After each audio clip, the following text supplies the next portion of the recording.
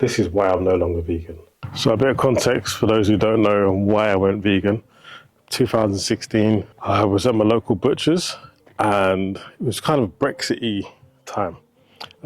Sorry, the sun is beaming in my eyeballs right now, I can't see a thing. So yeah, local butchers, and I was asking them where we're going to get food from. Now, Brexit's going to be in play. So this meant like our chickens, eggs. And they told me the story about chickens, how they're abused, how they're treated, pumped full of water, eggs, and locked in these cages, and that's kind of why I started being vegan. So that was my journey into why. Started promoting it around 2020 during lockdown once I finished university, just to let people know what I eat on a daily basis, how they can become vegan or just be better for the environment, health benefits, and not abuse animals. And I really enjoyed it. So that was why and how I became a vegan. Health struggles were a massive part in my decision making. So let's say an average day, you'll wake up in the morning, get ready for work, you brush teeth, wash your face, do your hair. That's where my day would crumble. I would spend anything from 5 to 15 minutes in the morning with a comb. Now, I don't have any footage of this because it's just embarrassing. There was just flakes, either white crusty flakes or whatever colour moisturiser I'd put in my hair. So I used a argan and coconut oil once, and then the flakes were kind of like a dark green. Whatever, and my scalp was just almost like growing at a rate where it would peel 2 to 3 times a day. So this is at, say, 8:30 in the morning. I'm combing my hair because I'm scratching stuff out of my hair. And then when I'm finished, I had to get a broom. I'm sweeping up just a pile of scalp all over the floor. Now, this is the psoriasis, which I don't know too much about. All I know is that this was going on for 2 years. When it first started, I just thought maybe I've used conditioner I shouldn't have done, or like for your clothes, or it could have been a cologne, or it could have been a cream. But I'm like, I've been using the same cream for years, same conditioner. I don't really change much since I went plant-based vegan. I use the same kind of products. I'm scratching my head wondering what it could be. At the time, I'm just like, just gonna ride it out, see if it disappears. Hopefully it'll just fix itself. And then I think I was going to Barbados. And I thought, oh, maybe it's because I'm in a cold country. When I get in the heat, sort itself out. And for about 4 or 5 days, it disappeared. I was like, wow, strange. Then literally within the journey home on the plane, back again. So yeah, the scalp issue is the main reason that caused me to look at what I'm putting in my body and how it's affecting my confidence, my appearance. So yeah, like before work, I would scratch everything out and then it'd be sore, bumps on it. Sometimes it'd be bleeding.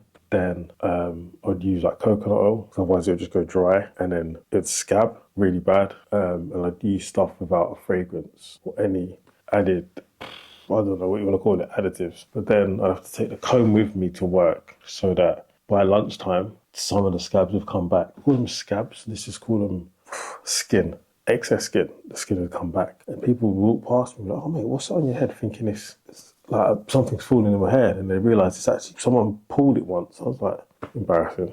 It's actually stuck to my head. It's like hanging. So after lunch, I'd have to go in the bathroom, do it again. It'd be so sore at this point. Then I'd go home, shower, comb it again, and then start that process again. I found a cream called, a shower gel called T-gel, I think it's called. Helped for a couple of days. That was it. It more so just burned my head because my head was so cut up. So yeah, this scalp on my skin, the skin on my scalp growing at such a crazy rate is something that I couldn't just continue with, and I had to make changes to what I was eating. And the last thing I tried, after about a year and 8.5 months, I mixed coconut oil with honey, and then I started having honey in my tea.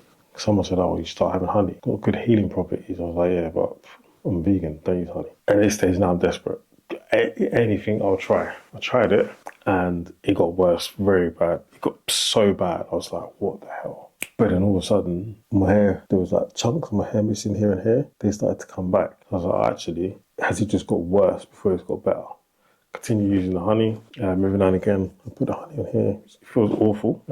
Coconut oil every day, twice a day. And I've literally got 2 little patches now compared to, it was all over my scalp. And yeah, I've had making that slight change. So obviously now, then I then go online saying I'm no longer vegan. People start attacking, saying, "Yeah, you was never vegan. You did it for health reasons." Well, I'm choosing not to be vegan for health reasons now because something's affecting my skin and it's eating away at my hair and my scalp. Like my hair was fully not growing in patches. So this is one of the honeys I've been using every single day in my hair and in a cup of tea every single day. So without fail, try and have a cup of tea. Yeah, I also have yogurt, honey, and fruit as well. There's still times where I'll go to make a tea and I'll put maple syrup in it because I've been vegan 8 years I was vegan. So just by default, I wouldn't go for honey. I'd go for the maple syrup, taste it and be like, definitely don't taste right. Definitely feel more confident. Obviously, when you see people on the street, you look in the mirror, first thing you see is the face. And I can almost walk past the mirror and see patches in my hair, or I have to go in to a restaurant, get my comb out my pocket, I'd walk everywhere with my comb. So now I definitely feel more confident, better energy because of it. Now I can get my hair cut short again. So yeah, it's definitely for personal reasons for me, but it was affecting my health. And I feel like you shouldn't do anything that is affecting your health. Picking up some salmon, and this is something I'm eating once a week. Basically, the omega-3s, which are good for your skin. Been told that this would be good for my scalp. So that's the reason I'm eating the salmon once a week. And yeah, we'll see how that goes. Hopefully, monitor it over 6 weeks, and I'm removing gluten from my diet as well. So we shall see how that goes. Truth be told, I don't know how this journey is going to evolve. What I do know is I will take you along with me and keep you guys informed 100% the whole way through. Truth be told, I don't know where this journey's going. What I do know is, yeah, you guys are coming along for the ride. When I spoke to a specialist, and this is just my closing thoughts, that they suggested I cut out gluten completely, which is it's a lot of stuff in gluten. Sorry, there's a lot of stuff that contains gluten. I haven't looked into it properly, but I will be. And I will continue to have fish once a week, and I will continue to use honey as long as my scalp. I mean, I wish I'd done a video now where I could have shown you it when it was really bad. Because it's getting better. And then what I've done is, when I've stopped having the honey and start going back to not having fish again and just eating what I was eating beforehand, being vegan, I was faced with issues again. So I really want to take out the gluten now and then see if it is just the gluten that's causing me the issues. And then eliminate the honey and the fish and see what happens. So I'm going to play around with this, just being open, honest and transparent with you guys. And hopefully you guys stick with me. I know some of you may not because I'm no longer vegan, and I totally get that. You've got your own morals, your beliefs, your values, and your everyone's entitled to have their own boundaries as well. So, and I encourage that. So don't feel that you have to continue following me because you click the button. You're more than welcome to unclick, unsubscribe, unclick, whatever that means. But yeah, for those of you that will stick around, I appreciate all of you.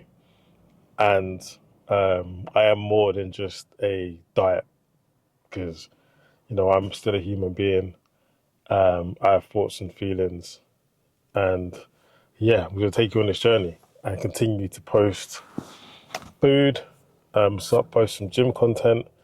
Gym, kind of having chats with my friend who's also vegan, just about being content creator, black, vegan, just standard issues we deal with every day when you're not in your bubble.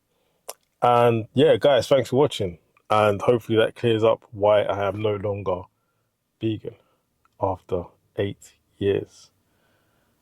Make sure you like, share, subscribe. See you again soon. Peace.